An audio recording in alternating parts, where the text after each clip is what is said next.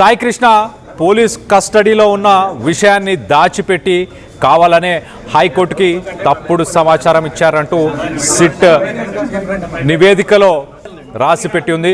సాయి కృష్ణకు సంబంధించిన ఆధారాలన్నీ నాశనం చేశారు అంటూ సిట్ చెప్పుకొచ్చింది.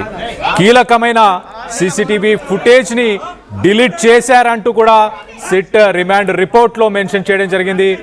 మే 1 నుంచి జూన్ 1 వరకు సీసీటీవీ ఫుటేజ్ లేకపోవడం, సిఐ నాగరాజు విడుదలైతే సాక్షుల్ని ప్రభావితం చేస్తాడు అంటూ సిట్ పేర్కొంది.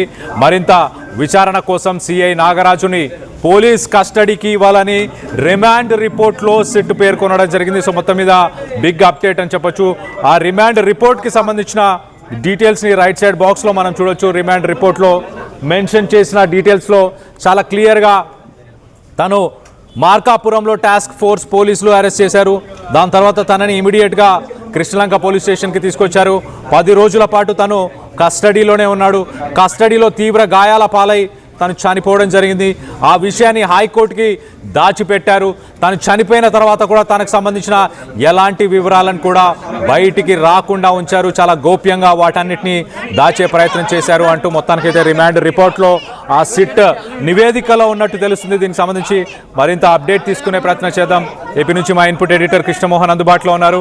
కృష్ణమోహన్తో మాట్లాడి తెలుసుకునే ప్రయత్నం చేద్దాం. కృష్ణమోహన్, చెప్పండి, రిమాండ్ రిపోర్ట్లో ఎలాంటి విస్తుపోయే నిజాలన్నీ ఉన్నాయి? దాంట్లో what is the latest update?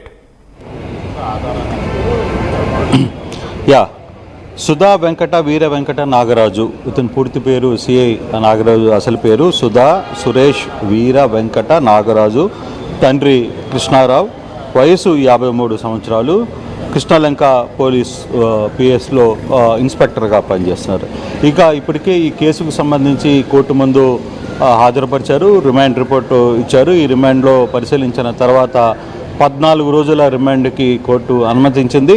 ఇది నెల్లూరు జైలుకి మరి కాసేపట్లో సురేష్ వీర వెంకట నాగరాజుని నెల్లూరుకి తీసుకువెళ్ళే ప్రయత్నం అయితే చేశారు.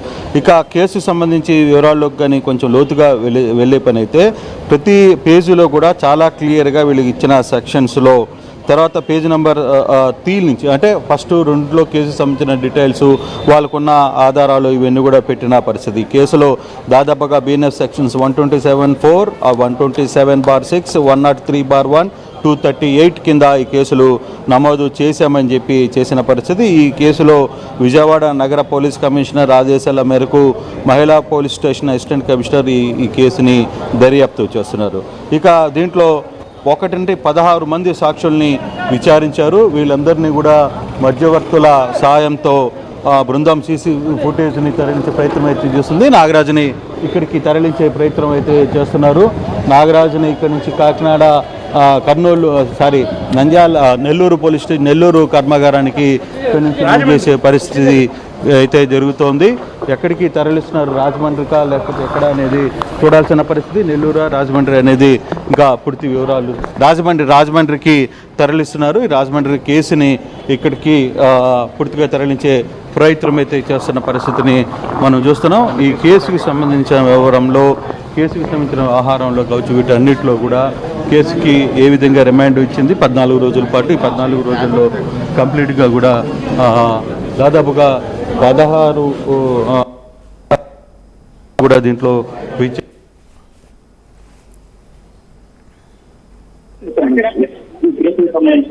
చూసుకుంటే కేసులో ఏం జరగబోతుంది అంటేనే మనం క్లియర్గా చూడాలి.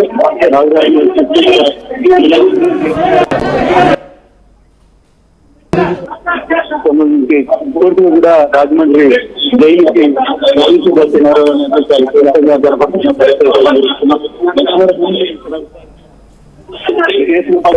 విచారించిన తర్వాత ఎటువంటి పరిస్థితులు ఉన్నాయనేది క్లియర్గా చూడాలి. ఈ కేసుకు సంబంధించి దాదాపుగా పూర్తి సాక్ష్యాలను, పూర్తి వివరాలను కేసులో చూస్తున్న నేపథ్యం మనం క్లియర్ గా చూస్తున్నాం. కేసుకు సంబంధించి ఇప్పుడు 14 రోజుల రిమాండ్ తో పాటు దాదాపుగా రాజమండ్రి జైలుకి తరలిస్తున్న పరిస్థితుల్లో సో ఖచ్చితంగా కేసుకు సంబంధించిన వివరాలని మరికొంత తర్వాత ఫస్ట్ ఇది కూడా తీసుకున్న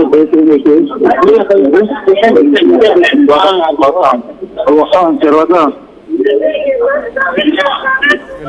ఇది కూడా తీసుకునే ప్రయత్నం అయితే చేస్తున్నారు.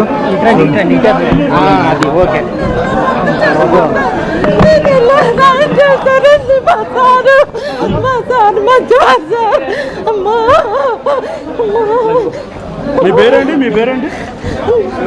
నా పేరు వెంకటరమణ. నేను స్టేషన్కి వెళ్ళాను, నాకు న్యాయం చేశారు సార్.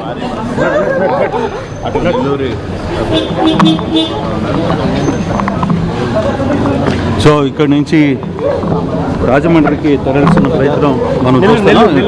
కాదు, రాజమండ్రికి తరలించే ప్రయత్నం అయితే మనం చూస్తున్నాం.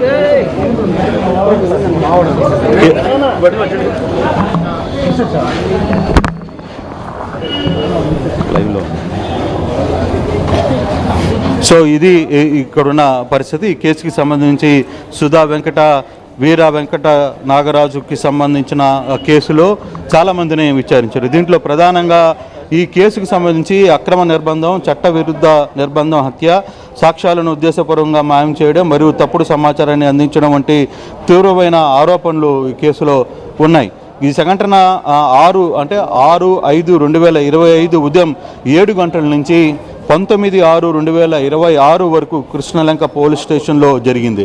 అంటే దాదాపుగా 13 రోజుల పాటు, అంటే అందరూ 9వ తారీఖు అనుకున్నారు కానీ యాక్చువల్గా ఇతన్ని 6వ తారీఖునే లిఫ్ట్ చేసిన పరిస్థితి అయితే చాలా స్పష్టంగా కనపడుతుంది. 19వ తేదీ వరకు మీద 20 సాయి కృష్ణ మరణం మీద తల్లి ఇచ్చిన ఫిర్యాదు మేరకు కొన్ని సంబంధించి దీంట్లో పెండింగ్లో ఉన్న ఎన్బిడబ్ల్యూ కారణంగా 2026 మే మొదటి వారంలో మార్కాపురం నుంచి కృష్ణలంక పోలీసులు తీసుకుని వచ్చారు ఈ పోలీస్ స్టేషన్కి. తర్వాత తన కుమారుడు పోలీస్ కస్టడీలో ఉన్నాడా లేడా అనే విషయం మీద తెలుసుకోవడానికి కృష్ణలంక పోలీస్ స్టేషన్కి సంప్రదించగా సరైన సమాచారం ఇవ్వలేదు అనేది తల్లి చాలా క్లియర్గా చెప్తున్న పరిస్థితి. తర్వాత తన సోదరి అడ్వకేట్ కనకదుర్గ ద్వారా ఆమె హెబియస్ కార్పస్ పిటిషన్ దాఖలు చేసిన పరిస్థితి అయితే మనం చూస్తున్నాం. ఇంకా విజయవాడ పోలీస్ స్టేషన్కి సంబంధించిన దీంట్లో ఇప్పటికే ప్రభుత్వం చాలామందిని ఇన్వెస్టిగేషన్ చేసిన పరిస్థితి అయితే చాలా స్పష్టంగా కనపడుతుంది. ఈ కేసుకు సంబంధించి మృతుడి వద్ద మొబైల్ ఫోన్ను ఉన్నట్టు కూడా విచారించారంటే సాయి కృష్ణ దగ్గర ఒక మొబైల్ ఫోన్ ఉన్నింది. కానీ ఆ మొబైల్ ఫోన్ని అప్పుడు కృష్ణలంక సిఐ నాగరాజు పోలీస్ స్టేషన్కి వచ్చిన తర్వాత మహిళా కానిస్టేబుల్ తులం హిమజ అనే మృతుడికి మరియు అతనికి ఉన్న మొబైల్ ఫోనును సిఐకి అప్పచెప్పింది. అంటే ఎవరైతే నాగరాజుని తీసుకుని వచ్చారో ఆ నాగరాజుని తీసుకుని వచ్చిన తర్వాత ఆ నాగరాజుని అక్కడున్న స్థానికంగా ఉన్న కానిస్టేబుల్ తులం హిమజ ఈ అమ్మాయి వీళ్ళిద్దరిని అతని దగ్గర ఉన్న ఫోన్ని అంటే సాయితేజని ఫోన్ని ఇద్దరిని కూడా సంబంధిత సిఐకి అప్పగించినట్టుగా సిట్ తన దీంట్లో పేర్కొన్న పరిస్థితి. అలాగే ఫోరెన్సిక్ ల్యాబ్కి వాళ్ళకి దొరికిన సాక్ష్యాలు ఒకసారి చూస్తే మంగళగిరిలోని ఆంధ్రప్రదేశ్ ఫోరెన్సిక్ సైన్స్ ల్యాబ్కు చెందిన విచారణలో చాలా కీలకమైన విషయాలు వెల్లడించారు. దీంట్లో మహిళా పోలీస్ స్టేషన్ ఏసీపీ అభ్యర్థన మేరకు కృష్ణలంక పోలీస్ స్టేషన్ సీసీ ఫుట్ని పరిశీలించిన సమయంలో 19/6/2026 పోలీసునికి వెళ్ళి డీవీఆర్ను తనిఖీ చేశారు. అయితే అక్కడ 1/5/2026 నుంచి 1/6/2026 వరకు ఉండాల్సిన సీసీ ఫుటేజ్ డీవీఆర్లలో కనిపించలేదు.